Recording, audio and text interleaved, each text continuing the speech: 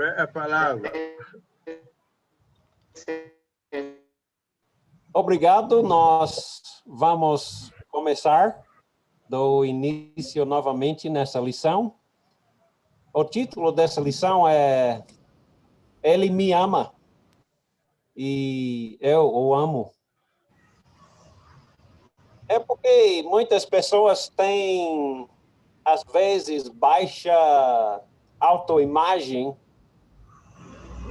e, às vezes, quando tiver esse sentimento de ser sem valor, é que não percebem o seu valor. E para valorizar uma pessoa, é preciso entender como é que uma pessoa é valorizada.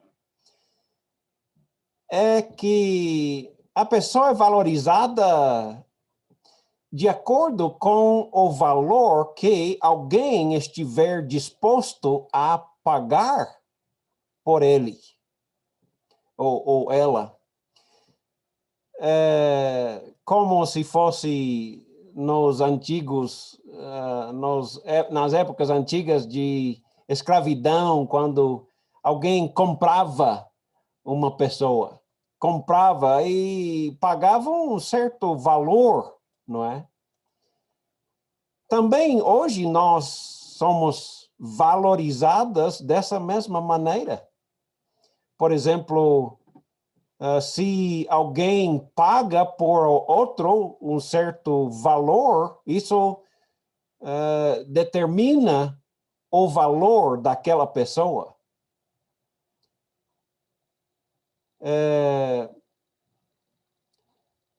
Todos nós temos um certo valor.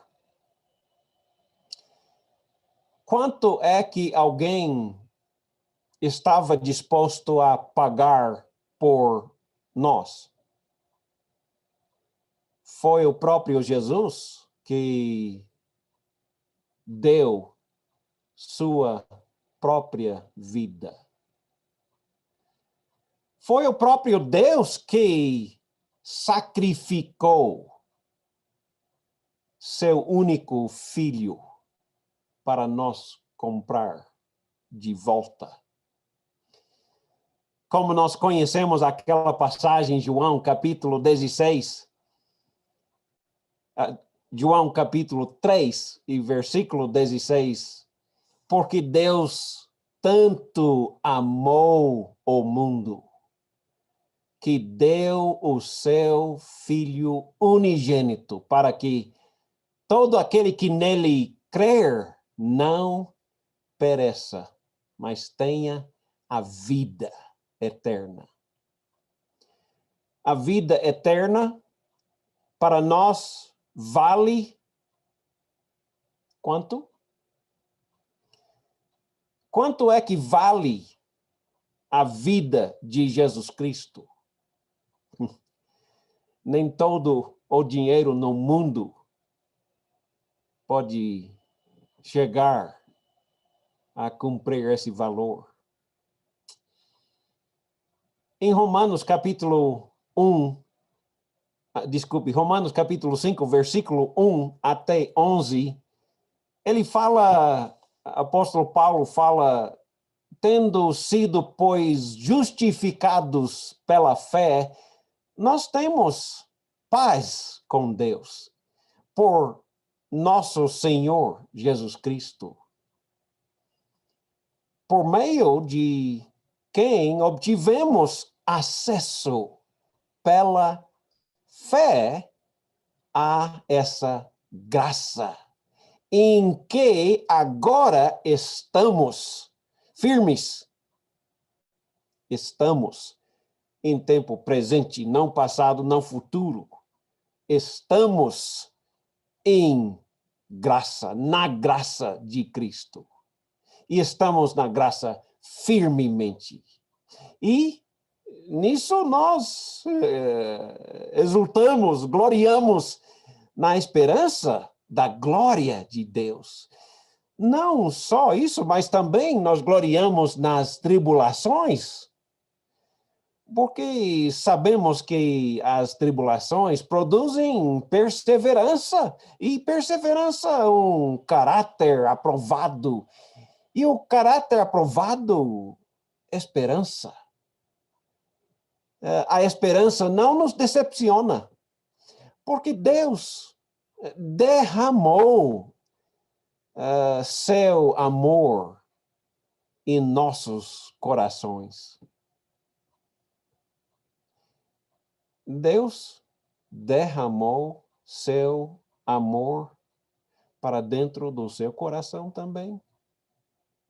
Sim, derramou. Você não ouviu as boas novas do Evangelho de Jesus?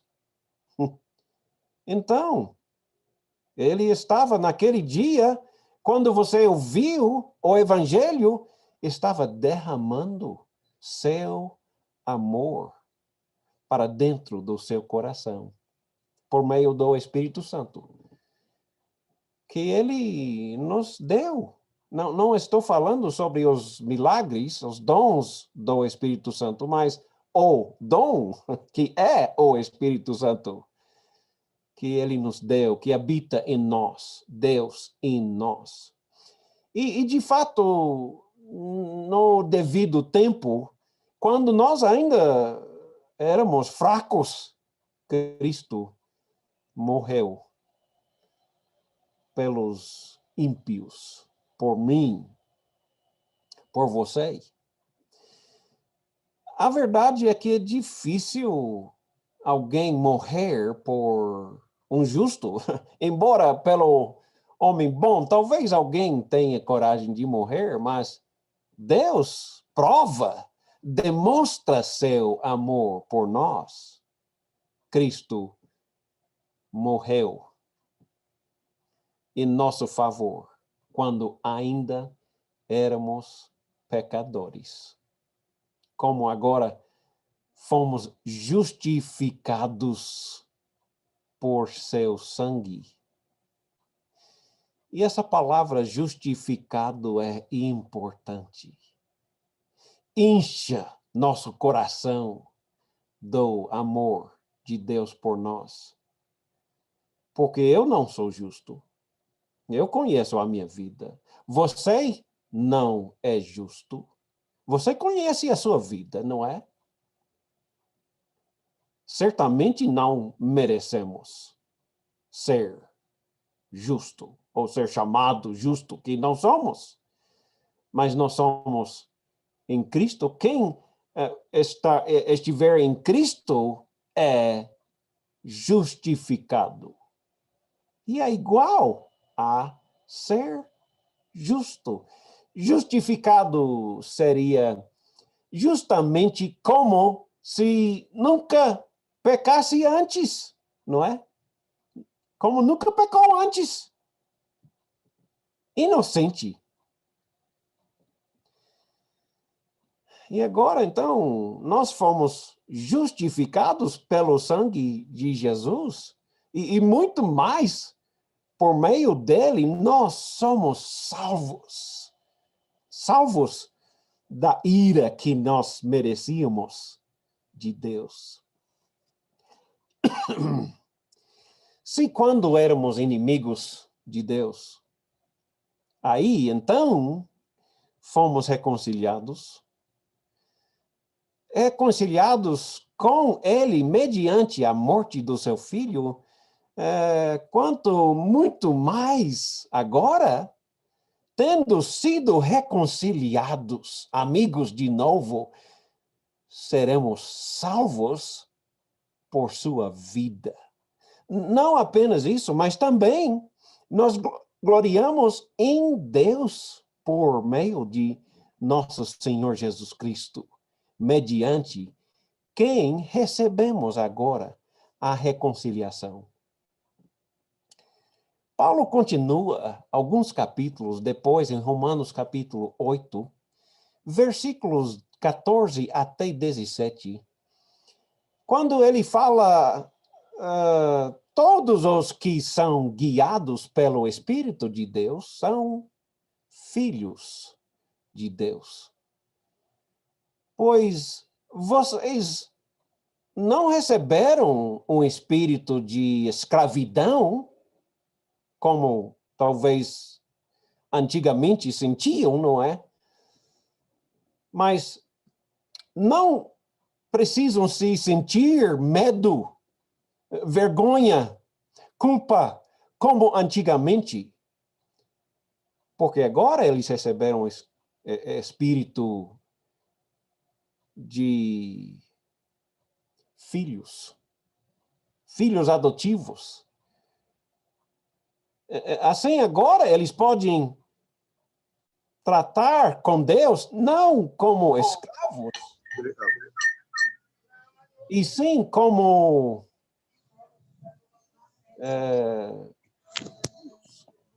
não é? É bem diferente. Nós imaginamos essa cena, a diferença entre nós e Deus, filhos, em vez de ser escravos, medo. Agora nós sentimos diferente para com Deus. Quando nós aproximamos a Deus, aproximamos como filhos. E por meio desse Espírito, nós clamamos ao nosso Pai, Abba, Pai. Eu não sei quais foram as primeiras palavras do seu filho. Talvez foi mais ou menos assim. Abba, babá, babá. Porque é uma coisa mais fácil de falar, né? E quando um recém-nascido começa a falar abá, é uma coisa mais fácil. Abba, papai. Ou eu fico ouvindo, né, algumas crianças bem pequenininhos falando, painha, painho não é? Porque talvez está com medo, mas não tem medo de clamar ao pai. Chamar, por favor, pai, me ajude, socorro, não é? Não temos mais aquele espírito de medo. Novamente, o espírito de escravidão. Mas agora, não sendo mais inimigos de Deus, mas sendo filhos. O próprio Espírito testemunha ao nosso espírito que nós somos, de fato, filhos de Deus. E se nós somos filhos, então nós somos herdeiros. Herdeiros de Deus. Imagina, né? O que receberemos? Nós somos co-herdeiros com Cristo. Se, de fato, participamos nos sofrimentos de Jesus, para que também participamos na sua glória, não é? Estamos lembrados de quantas vezes que vem novamente esse pensamento de Deus Pai. Em 1 João 3 e versículo 1, veja essas palavras tão bonitas. Ele diz, vede que grande amor que ele tem nos conseguido, o Pai, a ponto de sermos chamados filhos de Deus. E, de fato, nós somos filhos de Deus. Por essa razão, o mundo não nos conhece, porquanto não o conhece. A Deus mesmo, ele não conhece Jesus, mas nós conhecemos, ele é nosso Pai. Nós somos filhos. Quando ele nos fala, ele não fala a escravos, ele fala, filhinho, filhinha, não é? E em 1 João 4 e versículo 8, o apóstolo João diz, aquele que não ama, não conhece a Deus, não é? Pois Deus é amor. Quem é Deus? Ele é amor. Você conhece? Sim, certas pessoas simplesmente não conhecem amor. Quem é Deus? Amor. Quem é amor? Deus, Jesus.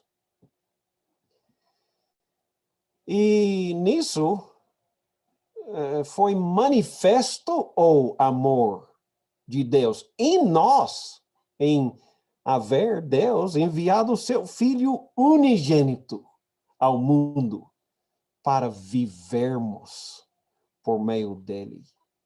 Nisso consiste o amor. Vamos ilustrar, né, exemplificar o que é amor. Não é que nós amamos, né? Às vezes, quando oro, falo assim, ó Deus, nós te amamos. Mas fico, às vezes, sentindo vergonha quando falo, eu te amo, Deus. Quando percebo a quantidade de amor que Deus tem por mim, não é? Porque meu amor para com Ele, não compara com o amor dele para comigo e para com você. Então, nisso nós conhecemos o amor, não que nós conhecemos, não que nós amamos a Deus, mas que Ele, sim, nos amou. E que Ele, sim, enviou seu Filho como propiciação, como pagamento pelos nossos pecados. Amados, se Deus de tal maneira nos amou, nós devemos, daquela mesma maneira, amar uns aos outros, não é? Então devemos sentir medo perante Deus. Sim, medo é para os desobedientes. Culpa, devemos sentir culpa. Da mesma forma, culpa é o que deve sentir os desobedientes. Nós devemos, então, sentir exatamente como. Por favor, preste bem atenção. Eu quero tentar te dar uma ilustração, não uma parábola. Uma ilustração para dar exemplo, para tentar mostrar o que devemos sentir perante Deus. Havia uma senhora casada com um homem. Ele tinha muitas regras, muito rígidas. Ele exigia muitas coisas da sua esposa. E se ela deixou de cumprir qualquer coisinha, qualquer detalhe das suas regras, ele gritava e punia severamente a ela. Ele sempre achava defeito com cada coisa que ela fazia e sempre queixava. Uma certa vez, quando ele estava gritando e a condenando, ele fez uma lista de todos os seus deveres, os deveres da sua esposa, regras, e pendurou essa lista grande, né, na parede, para ela sempre ver todos os dias e sempre cumprir exatamente as regras para ela cumprir. E a hora exata quando deve, né, ter a refeição pronta e preparada, e exatamente quando deve comer, e exatamente como deve varrer a casa e passar o pano na casa e fazer tudo, mas isso deixava um mau gosto no coração dela. Ela chegou a detestar esse homem, especialmente a intimidade exigida dela. Mas chegou um dia que esse homem morreu. Ela ficou até um pouco aliviada de coração, né? Ela também tomou uma decisão: nunca mais vou casar. Detesto casamento. Detesto homens. Então, foi algum tempo depois, aliás, vários anos, que ela conheceu outro homem simpático e começou a conhecer ele, e ele começou a demonstrar carinho, amizade, amor com ela. E passou anos, mas chegou um dia, ela ficou realmente conquistada pelo amor dele e aceitou se casar com ele. Só que este homem era bem diferente, até o contrário do primeiro marido. Ele amava ela tanto, ele elogiava sempre e deixou ela cada vez mais contente. Contente não apenas com ela, mas até contente com a vida, não é? Ela agora gozou da vida e adorava seu marido. Um dia, ela estava limpando e organizando, né? Achou uma caixa grande. E dentro dessa caixa, ela achou aquela lista antiga de todos os deveres, exigências, regras. E começou a enumerar aquelas regras e percebeu que ela estava cumprindo todas aquelas regras.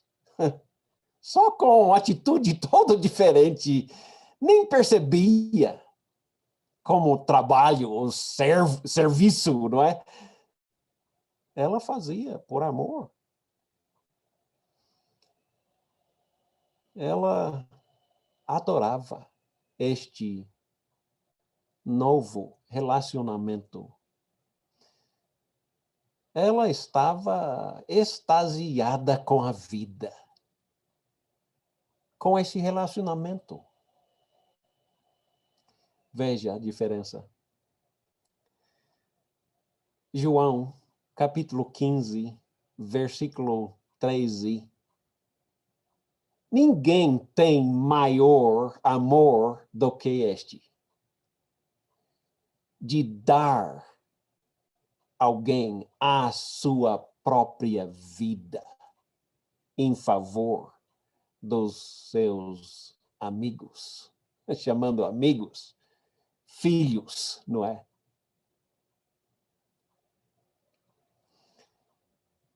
Quanto amor que Jesus demonstra para nós, deu a sua vida. Como devemos então sentir? Como devemos então servir, obedecer? Como se fosse deveres? De jeito nenhum, não é? Tanto ele nos ama. Gálatas 5, versículo 6. Porque em Cristo Jesus nem circuncisão, nem incircuncisão tem valor algum, mas fé que atua por amor. O que vale agora? Obedecer às regras? Não, não, não. O que agora importa é eu amo a Ele que deu sua vida por mim. Fé que atua pelo amor. Ação. Não fé mentira, né? Que fala, Senhor, Senhor, mas não obedece. Não, não, não. Isso aí não é fé, não. É mentira, imitação podre. Fé legítima é fé que atua. E como? Ou por que atua? Por causa do amor de Deus para comigo. 1 Pedro 1, versículos 8 a 9. Mesmo não tendo visto Jesus, nós o amamos. E apesar de não o vermos agora, nós cremos nele e exultamos com alegria indizível e gloriosa. Não é? Ou não? Talvez não estamos exultando com alegria indizível e gloriosa. Por quê? Talvez não conhecemos devidamente o quanto ele nos ama, tem nos amado.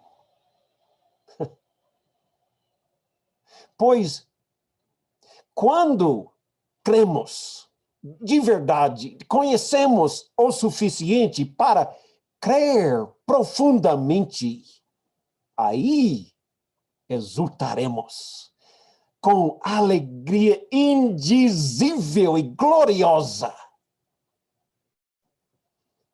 Eu, honestamente, admito,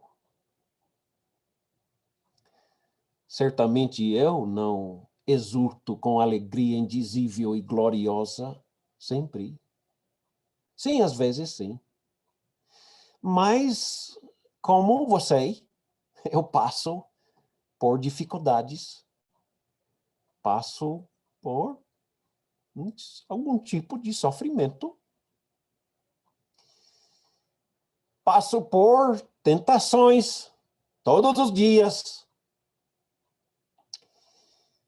mas, mesmo assim, Deus está no comando, Deus está no controle. E nós estaremos alcançando o alvo da nossa fé, a salvação das nossas almas. Amém? E nunca vamos parar de exultar com alegria indizível e gloriosa. Amém? Isso seria, pelo menos, o nosso alvo, não é? Mas temos que conhecer seu amor por nós. 2 Coríntios 8, versículo 8 e 9. 2 Coríntios 8, 8 a 9. Paulo diz, não lhes estou dando uma ordem, mas eu quero verificar a sinceridade do seu amor. Comparando com a dedicação dos outros. Pois vocês conhecem a graça de nosso Senhor Jesus Cristo, não? Não, conhecemos um pouco, sim. Por favor, conheça mais. são as boas notícias, as boas novas. A graça de nosso Senhor Jesus Cristo é as boas novas. Você não conhece o Evangelho? Conheça mais e mais a fundo.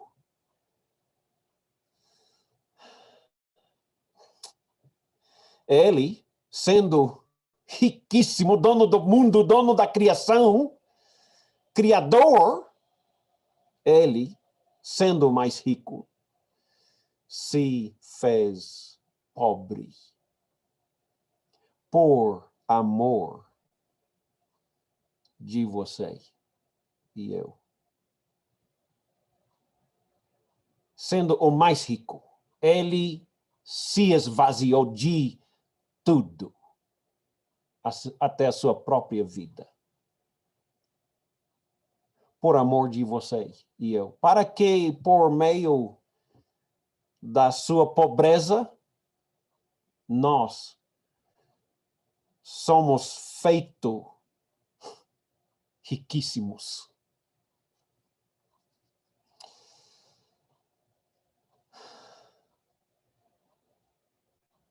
Efésios, capítulo 2,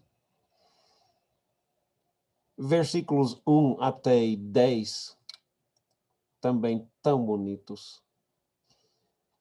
Efésios 2, 1. Vocês estavam mortos, você, estávamos mortos nas nossas transgressões e pecados, e mais pecados, nos quais nós costumávamos viver quando seguimos a ordem deste mundo e o princípio do potestade do ar, o espírito que agora está agindo naqueles que vivem na desobediência. Anteriormente, todos nós também vivíamos entre eles, satisfazendo as vontades da nossa carne, seguindo os nossos desejos e pensamentos. E como todos os outros, nós éramos, por natureza, merecedores da ira dele. Mas Deus, todavia, Deus, que é rico em misericórdia. Misericórdia significa não dar a punição a quem merece punição. É misericórdia. Deus é rico em não me castigar como mereço ser castigado. Misericórdia. Rico em misericórdia. Pelo grande amor com que amou você e eu, nos dando vida com Cristo. Quando nós éramos mortos em transgressões, pela graça nós somos salvos. Graça, um presente. Você não paga, né? Não merece um presente, é de graça, é um presente. Pela graça somos salvos. Deus nos ressuscitou com Cristo. Não lembra o nosso batismo? Quando subimos da água, ressuscitados. Nova criatura. Ressuscitou com Cristo. E com ele nos fez assentar nos lugares celestiais em Cristo Jesus. Para mostrar nas épocas no passado, ou nas épocas que vêm, a incomparável riqueza da sua graça, demonstrada em sua bondade para conosco em Cristo Jesus. Pois vocês são salvos pela graça, por meio de fé nele, não em nós. Isto não vem de nós, É um presente de Deus. Não é por nossas obras, não que nós trabalhamos e merecemos receber o nosso salário, não. De jeito nenhum. Nosso salário é o salário do pecado, que é a morte. Não vem de nossas obras para que ninguém possa se gloriar, não é? Porque nós somos criados de Deus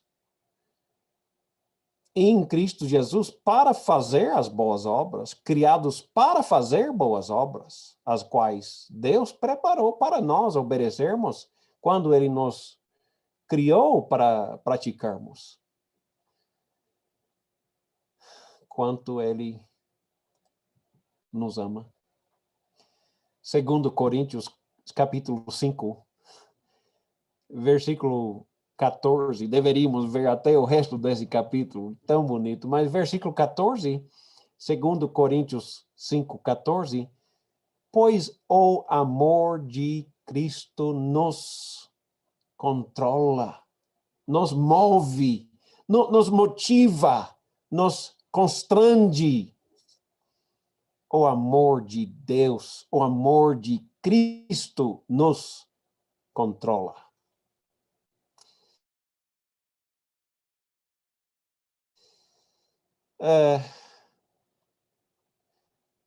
Nós sabemos, morreu por todos. Ele morreu por todos nós. Então, todos nós morremos ao pecado por ele, não é? É o amor de Cristo que nos motiva, nos controla. Por favor, uma passagem, certamente é o meu predileto na Bíblia. Oh, é bonito, tão profundo no coração. Efésios capítulo 3. Efésios 3, versículos 14 até 22. Uau, uau, uau. Sabe, os efésios estavam passando algumas dificuldades, com fé grande, maduro, mas ainda tinham problemas entre si por causa do problema de relacionamentos entre alguns deles eram judeus, outros eram gentios, não é? Então tinha esse conflito. Mas para acabar com esse conflito na vida deles, na vida cotidiana,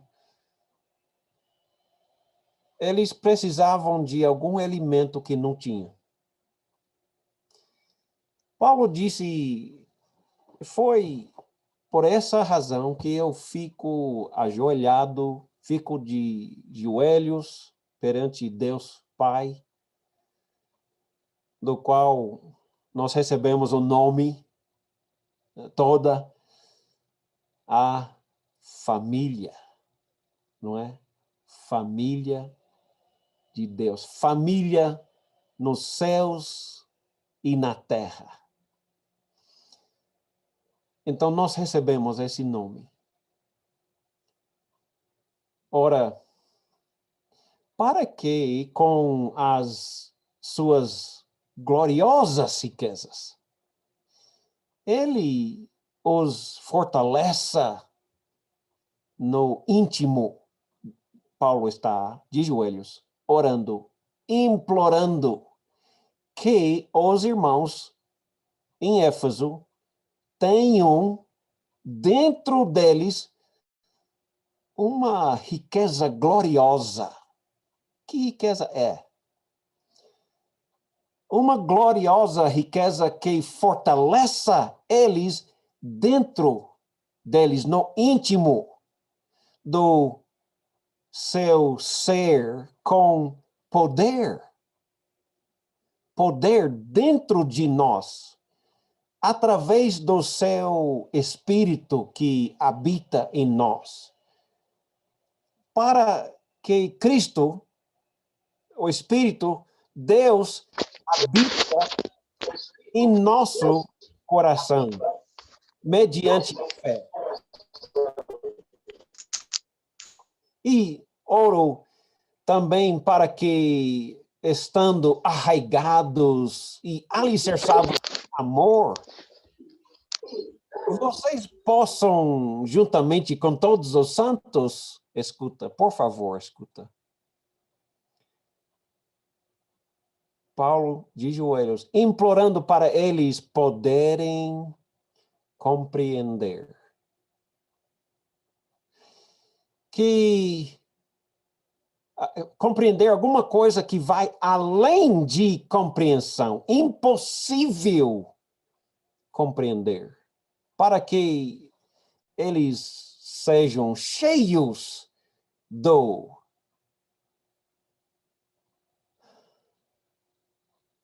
da largura, o comprimento, a altura, a profundidade, conhecer o quê mesmo? O que é este poder atuando em nós? Este Espírito que está atuando em nós? Esse Espírito tão grande, que tem esse poder tão grande dentro de nós, o que é mesmo? É o conhecer a grandeza do amor de Cristo, que excede conhecimento. Não tem ser humano capaz de compreender a grandeza do seu amor para conosco. Imagina o que vai fazer na sua vida quando você chega ao ponto de entender a sua graça, de compreender a grandeza do seu amor para conosco. Para que nós sejamos cheios da plenitude de Deus. Aquele Deus Pai, Jesus, o Cristo, aquele que é capaz de fazer infinitamente do que nós podemos pedir ou pensar, de acordo com aquele poder que está atuando em nós. Qual é? O conhecimento de quanto ele nos ama. É o poder que atua em nós. Aquele espírito de filhos pelo qual clamamos, Abba, Pai. Aquele espírito que nos convença do seu amor por nós.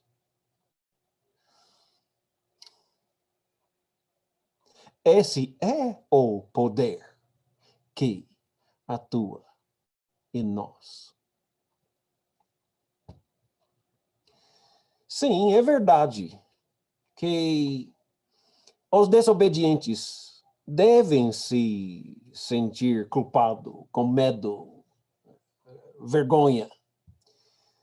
Mas os que estão em Cristo vivem com uma vida nova. Eles não vivem daquela maneira de antigo, daquele velho homem que morreu e sepultamos no batismo, não é? Mas como é que essas novas criaturas vivem? Eles têm um coração sempre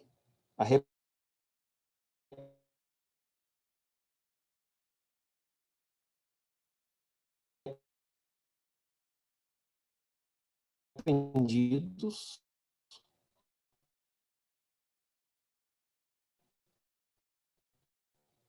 sempre confessando a Deus. Assim. E ele se levanta com coragem de continuar crescendo, amadurecendo. Nós que já temos mais tempo em Cristo, já vencemos muitas guerras, vícios, hábitos maus, mas, pelo menos se você é como eu, você pensa, mas eu ainda tenho fraquezas. Continuamos a ser tentados. Temos que nos perguntar: eu estou sinceramente arrependido do meu pecado? Nós temos que perpetualmente ter um coração sinceramente arrependidos ou não arrependidos, não é? Se nós não temos realmente corações arrependidos dos nossos pecados, nós não seremos salvos, não estamos com salvação. Continuamos no pecado.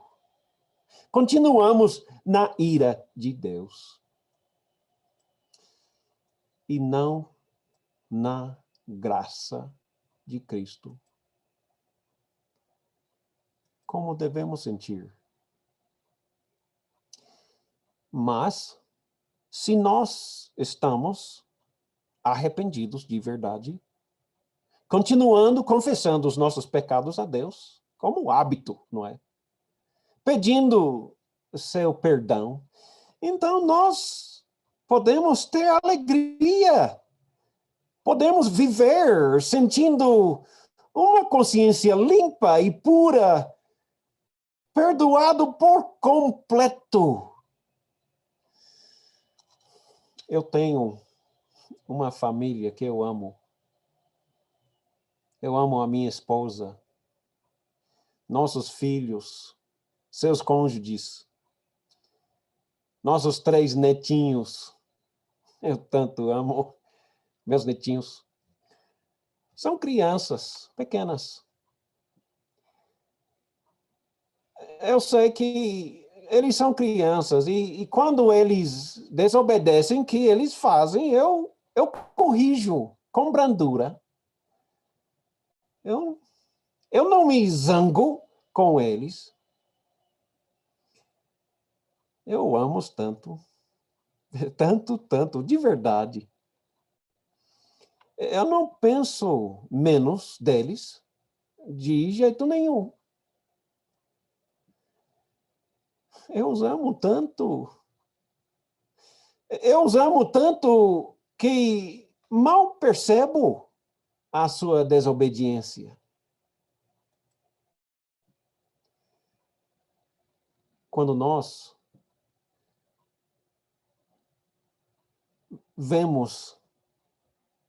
olhamos para Deus e dizemos: Deus, eu fiz novamente, por favor, me perdoe. Nós podemos ter toda a certeza de que Ele está com face brilhando, com um sorriso grande, olhando, chamando. Você está perdoado, filhinho. Eu não tenho dificuldade em te perdoar.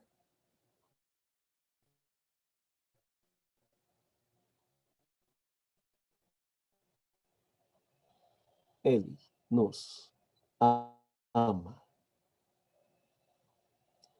Deus te abençoe ricamente. Obrigado.